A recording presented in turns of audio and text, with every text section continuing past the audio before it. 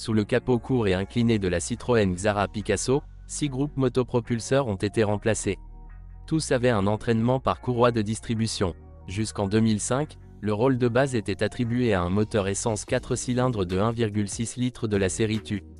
Jusqu'en 2000, il développait 90 chevaux, puis 95 chevaux. Le moteur est assez dynamique, à condition que la voiture ne soit pas complètement chargée.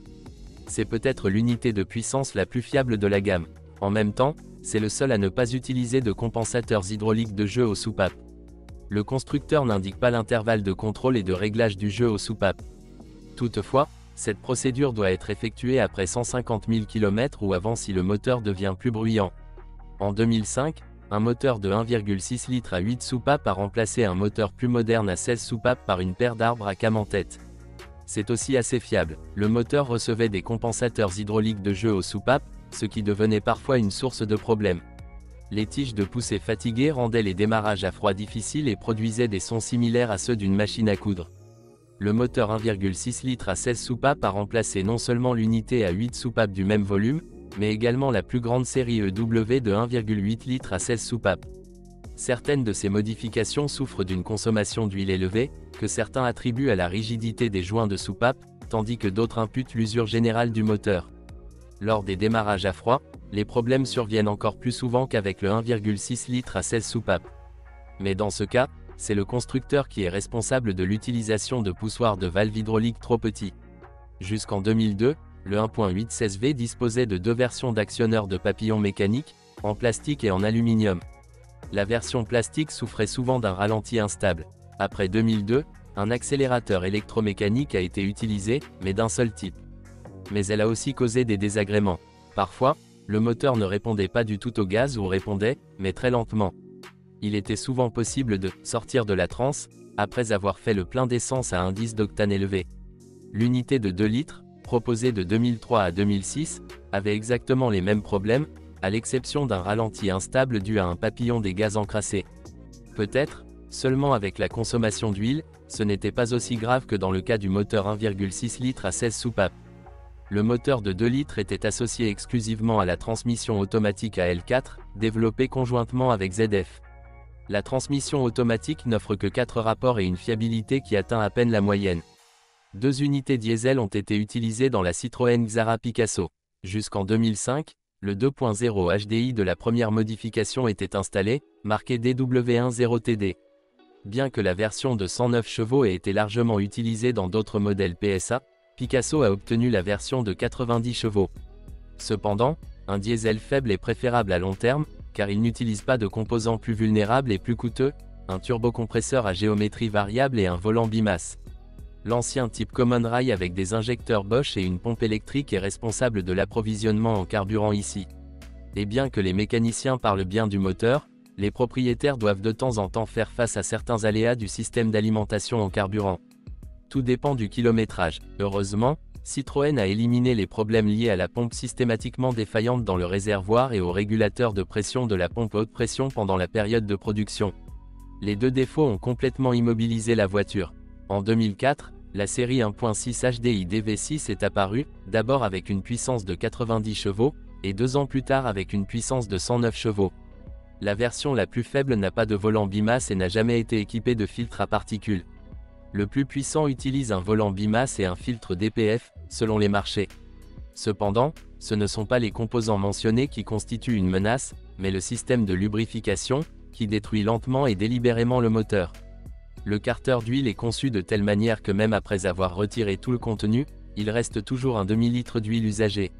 Heureusement, les mécaniciens expérimentés savent qu'avant de fermer le bouchon, ils doivent d'abord verser un peu d'huile fraîche, ce qui chassera la majeure partie de l'ancienne huile. Le problème est que si vous n'effectuez pas une telle procédure, les sédiments du fond du carter obstrueront la prise d'huile.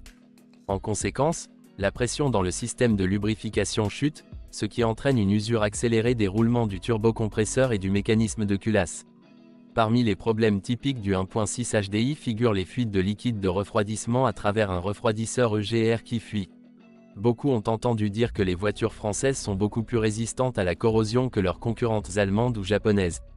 Le fait est que PSA maîtrisait déjà la galvanisation au début des années 80. Mais cela ne veut pas dire que les Français ne rouillent pas du tout. Il commence simplement à le faire plus tard et, en règle générale, dans des endroits inaccessibles à l'œil nu. Par conséquent, lors de l'achat d'une Citroën Xara Picasso, vous devez accorder une attention particulière à cet aspect. Le point sensible, ce sont les seuils. Malheureusement, même sur un ascenseur, il est peu probable que vous remarquiez de la corrosion. La rouille est habilement cachée sous une couche externe de traitement anti-corrosion. Le point dramatique se situe juste derrière les passages de roue avant. Pour dépanner, vous devez utiliser un objet pointu, un poinçon ou un couteau. Si la lame pénètre comme un couteau dans le beurre tiède, c'est que vous avez découvert l'endroit le plus vulnérable de Picasso.